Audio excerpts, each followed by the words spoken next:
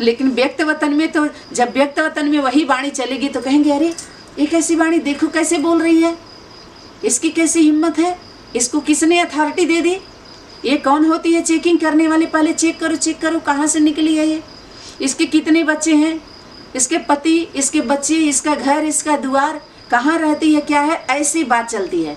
देहभान वाले तो ऐसे चेकिंग करते हैं। बाप दादा तो बोले थे ब्रिकुटी में उसको क्या देखना, आत्मा ज्योति को देखना। अब यहाँ आती है ज्योति को देखने की बात, यहाँ आती है ज्योति, ज्योता वाली है।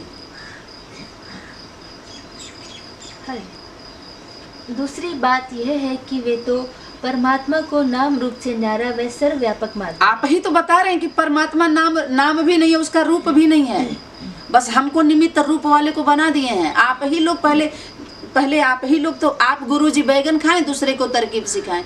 वही गुरुजी थे, रोज मंच पर बोलते थे कि मछली नहीं खाना, मीट नहीं खाना, अंडा नहीं खाना, लहसुन प्याज नहीं खाना। रोज गुरुजी जाते थे और मंच पर बोलते थे और घर में जाकर के सब कुछ करते थे। एक दिन पंडितानी मन गुरुआइन उनके कथा में चली गई सुनने के लिए, देखें रोज सुनाते क्या हैं। तो चली गई और मंच पर वो अपना यही समझाते थे कि ये नहीं खाना, ऐसे नहीं करना, वैसे नहीं करना। गुरुआइन माने पंडितानी सारी बात सुन रही थी सत्संग में उनका। संजोग से उस दिन वो मछली बनाई थी, तो जब ये सत्संग सुनी तो घर पर जाकर के मछली फेंक दी। अब गुरुजी का जब सत्संग पूरा हुआ, घर में गए तो बोले अब भोजन ले आओ। भोजन करने बैठे हाथ पैर धो के अपना, तो भोजन में मछली नहीं आया उनके आगे। तो बोले ये क्या हुआ, आज मछली बनाने के लिए बोले थे। तो बोले थे आज मैं सत्संग में गई थी जहाँ आप कथा सुना रहे थे, और वहाँ बोले हैं कि मछली नहीं खाना चाहिए, फिर आपने क्यों बनवाया, इसलिए हमने फेंक दिया है। तो बोले पंडित जी, गुरु जी की चौकी की बात चौका में लेके क्यों आई है,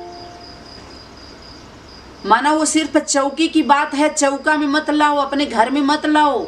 सिर्फ घाट की बात घाट पर रहने दो, स्कूल का स्कूल में, ऑफिस का ऑफिस में। समझ में आ रहा है कि नहीं आ रहा है?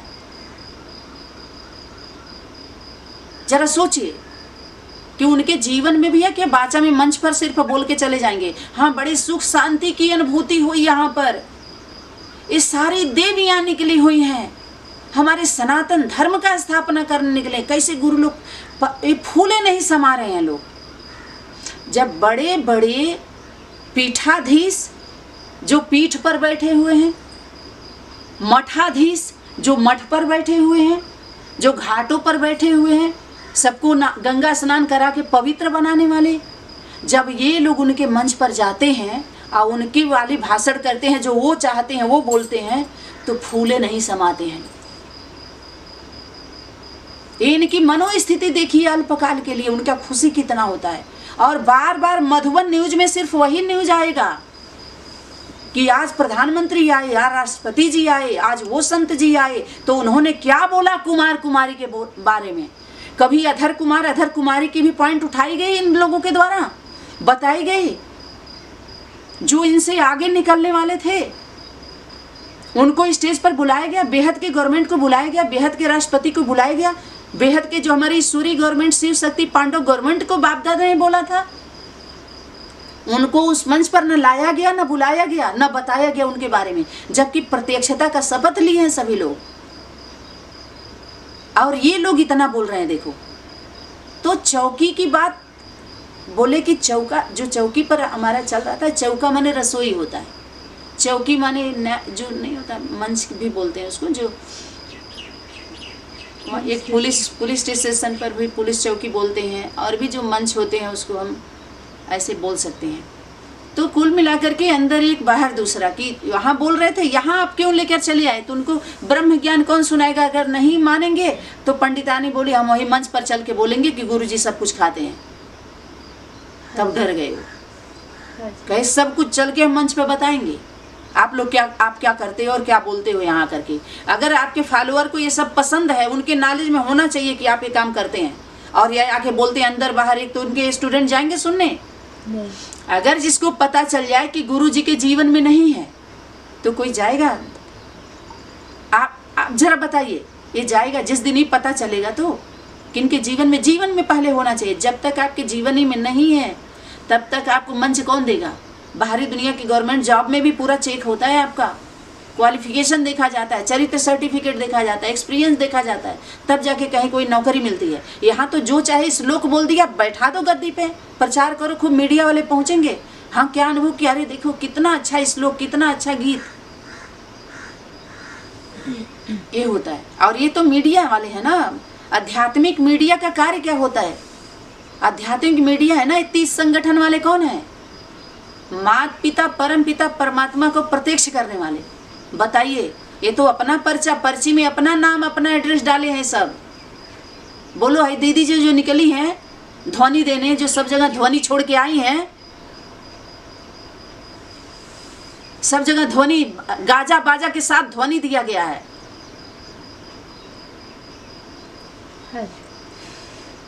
इसी प्रकार यदि कोई निज देह के भान में होगा तो उसे भी अव्यक्त अनुभूति नहीं होगी, उसके मन की तार परमात्मा से नहीं जुड़ सकती। जब सार समझ में आएगा तभी तार जुड़ेगा। आ ध्वनि जिसके नाम का आप दोगे ना, उसके पास वो ध्वनि जरूर पहुंचेगी। अगर ओम नमः शिवाय बोल रहे हो तो शिव शक्ति के पास वो ध्वनि जरूर पहुंचेगी। आप ध्यान दोगे, आप दे सकते हो ध्यान, नाम ले रहे। इसीलिए कहते हैं कि मंत्र अगर आप उल्टा जपोगे ना तो आपके जीवन में उल्टा प्रभाव पड़ता है। इसलिए सबको मंत्र जपने का अधिकार नहीं होता है। ये ध्वनि प्रदूषण फैलाया जा रहा है आध्यात्मिक दुनिया का, इस यही क्राइम है। ये ध्वनि देना, इस प्रकार से ध्वनि देना, ध्यान दिलवाना सबका, यही धार्मिक आतंकवादी हैं, धर्म के नाम पर आतंक फैलाने वाले। और ये आध्यात्मिकता में पकड़े जाते हैं, ईश्वरीय गवर्नमेंट में। दूसरी बात यह है कि वे तो परमात्मा को नाम रूप से न्यारा व सर्वव्यापक मानते हैं, अतः वे मन को कोई ठिकाना भी नहीं दे सकते। परंतु किससे न्यारे रहते हैं? इस प्रकार के दैहिक संबंधों से जो क्या बनाते हैं, तामसिक तमोगुणी होते हैं, हमेशा वही काम, वही विकृतियों के वशीभूत होते हैं, तो उनसे वो न्यारे रहते हैं, इसीलिए वो सबके प्यारे हैं। परंतु अब तो यह स्पष्ट किया गया है कि परमात्मा का दिव्य नाम शिव, दिव्य रूप ज्योति बिंदु और दिव्य धाम परम धाम अथवा ब्रह्मलोक है। हाँ, ब्रह्मा माँ ब्रह्मा बाप का स्थान उसी लोक में वो रहते हैं। ब्रह्मा बाप ब्रह्मा माँ के लोक में रहते हैं, दोनों अस्थाई हैं, वही शांत हो जाते हैं, वो शांत स्वरूप। आप कह दीजिए भाई तब इतनी वाणी क्यों चल रही है जब शांत हो गए हैं तो सवाल उठेगा, उठ सकता है। शांति धाम की वाणी है, क्रांति की वाणी है, आध्यात्मिक क्रांति है। बाप शांत स्वरूप है, शांति का सागर है, लेकिन बच्चे अभी शांत नहीं हो रहे हैं। मन बुद्धि भटक रही है ना बच्चों की, मन बुद्धि वाले जो सुख शांति चाहिए उनको।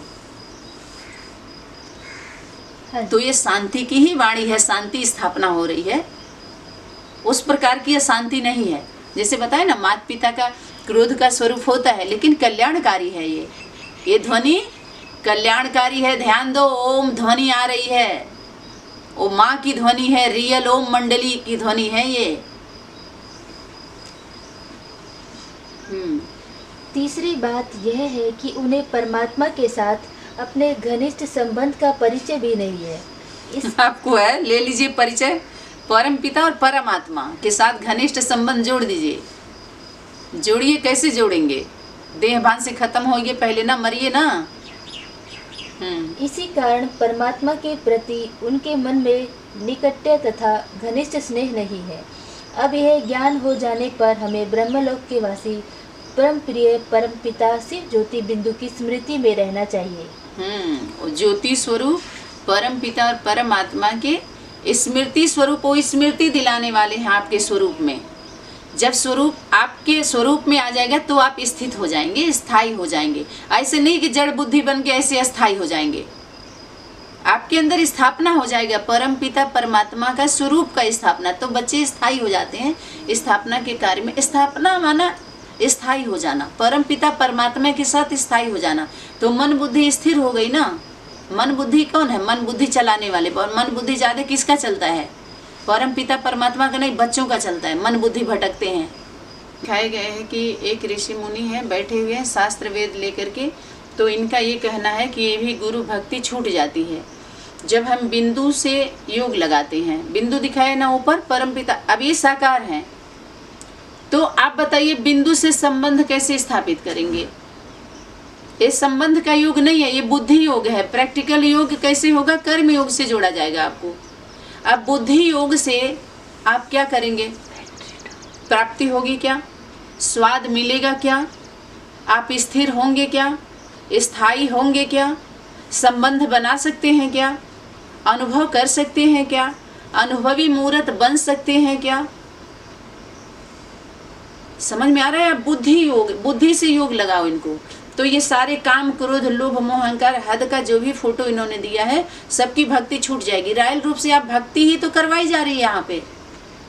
अब वो भी रावण की भक्ति, जो अब तक शक्ति आई ही नहीं। शक्ति आई तो सभी गृहस्थियों का समाज में क्या दूषित वातावरण बना है, फैला हुआ है। सात्विकता नहीं आई है। ऐसा नहीं कि लहसुन प्याज छोड़ दोगे आप तो सात्विकता आ जाएगी। लैट्रिन बाथरूम करके 10 बार नहा लोगे तो सात्विक बन जाओगे आप। ऊपर ऊपर का इसको पवित्रता के आप सब्जेक्ट में ले लोगे आप। बाप दादा ने सीधा सीधा बोल दिया है अव्यक्त वतन में, ये पवित्रता की हाई स्टेज नहीं है। हाई स्टेज पर मत बैठो। जो इस धारणा को लेकर के और अपने को बहुत ऊंचे स्टेज पर बैठे हैं, उन सभी लोगों को इन स्टेज से उतरना पड़ेगा। जो हर स्टेज में स्टेज बनाए हुए हैं, हर डिस्ट्रिक्ट में। समझ में आ रहा है कि नहीं यार? घर, गांव, ग्राम में और अपने घरों में जो बना लिए हैं, सबको उतरना पड़ेगा। तो ये भक्ति, यहाँ से बुद्धि योग किससे लगा रहे हैं? बुद्धि से योग लगा रहे हैं। प्रैक्टिकल योग होगा राजयोगी, राजयोगिनी के द्वारा कर्म योग। जो माता पिता का कर्तव्य है वो आपका कर्तव्य है। माता पिता जो सोचते हैं वही आपको सोचना है। माता पिता जो बोलते हैं वही आपको बोलना है। समान एक छत के नीचे आएंगे ना, एक झंडे के नीचे तिरंगा झंडा, तो कौन आएगा? जो मनसा वाचा कर्मणा में एक होगा।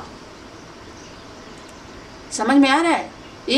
एक मत चलेगी, एक की बाप की श्रीमत श्रेष्ठ मत चलेगी, और एक ही का राज्य होगा। सभी बच्चे राजाई नहीं भोगेंगे। एक परिवार में सभी बच्चे राजा बन जाएंगे क्या? एक राज और एक मत होगा, एक ही का वही श्रीमत, एक ही कुल होगा, सूर्यवंशी कुल। उसमें चंद्रवंशी चली गई, बाकी सारे वंश की बंसी उसी में आ जाएगी। सबके वंश की ध्वनि अलग अलग। क्या आप देख लीजिए, एक भाषा, एक मत, एक ही का राज्य। माता पिता के दिल पर राज्य करें। राजधानी में भाई बहन एक दूसरे के दिल में राज्य करें। चलो माता पिता के तो सबसे पहले आएगा ही, बाकी तो सब हो ही जाता है समानता। एक मत, एक राज्य, एक भाषा, एक कुल, एक ही धर्म। एक माता पिता को आप धारण कर लिए, यही आपका धर्म है। हर आत्मा का धर्म, स्वधर्म क्या होता है? माँ का सबसे पहले जो धर्म है, God is truth, God one है ना। एक ही ब्रह्म है, ब्रह्मा बाप, एक ही ब्रह्मा माँ, एक ही ब्रह्म। दूसरा नास्तिक, नास्तिक कहा जाएगा। दूसरा दो ब्रह्म नहीं हो सकते, एक ही ब्रह्म है। बीज एक ही है, दो दल वाला।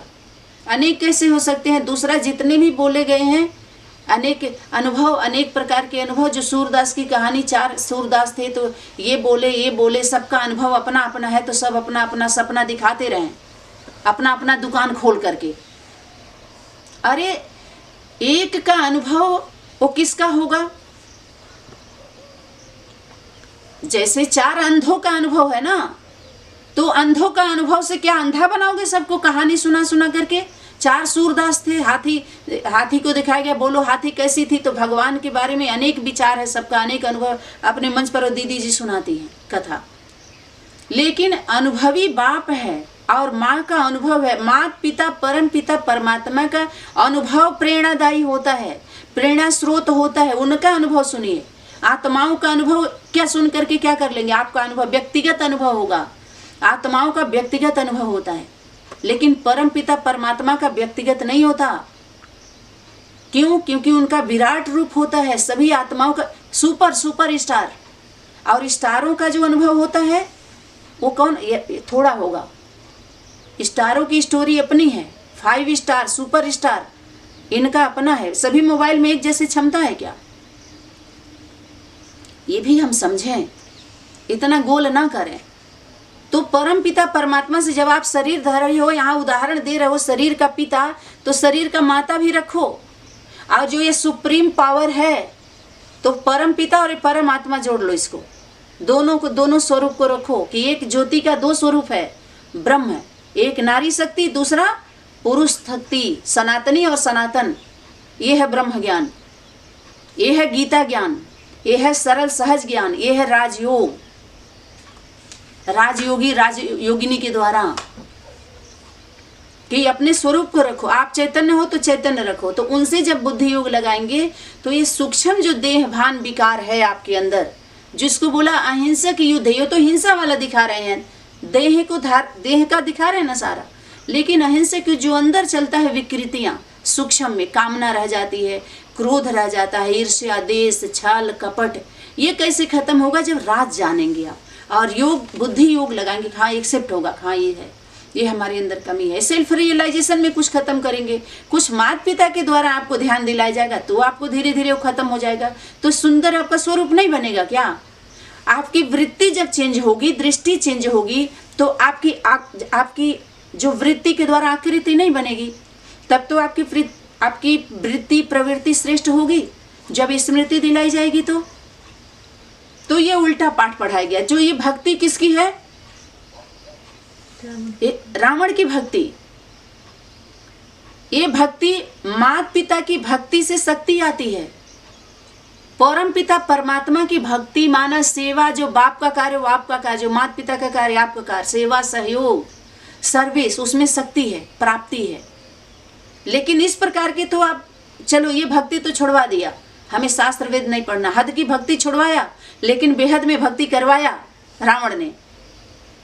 अपने को दिखाया कि हम आप लोगों से ज्यादा किया, शिवलिंग जलधारी का आधार ले लिया, जड़ चित्र का, और उनके आगे सरेंडर करा के अपने किनारे हो गए। हम भी बिंदु, आप भी बिंदु, यही है शिवलिंग, माता पिता को वर्ण कर लो। जरा समझिए, कन्याओं को शिवलिंग ही तो दिया जाता है वर्ण करने के लिए, और अपने कंट्रोल में ले लिया जाता है बंधक बना करके, और सारे उनके धन संपत्ति ले लिया जाता है। लेकिन परम पिता परमात्मा को प्रत्यक्ष करने का जब प्रत्यक्षता दिवस मनाना था, तो परम पिता परमात्मा को प्रैक्टिकल चैतन्य क्यों, परम पिता परमात्मा क्यों नहीं स्वीकार करने का? योग से अपने से परम अभी तक कोई नहीं मिला, अपने से परम अभी भी, तो अपने से परम पहले परम पिता परमात्मा है। आपके हर एक बच्चा के जीवन में पहले दो होंगे, वो कौन होंगे? माता पिता होंगे, परम पिता परमात्मा होंगे।